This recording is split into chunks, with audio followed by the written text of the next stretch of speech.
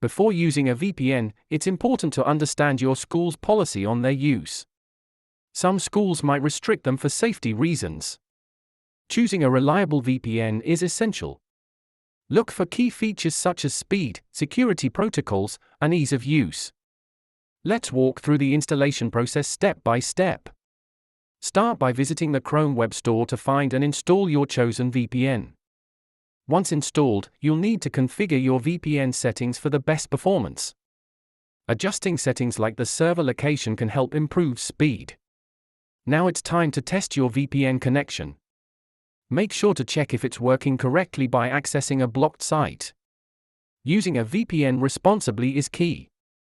Remember to follow your school's guidelines and use it for educational purposes. If you run into issues, common fixes include restarting your device, checking your internet connection, or switching VPN servers. In conclusion, using a VPN can significantly enhance your online privacy while using a school Chromebook. Stay informed and stay safe.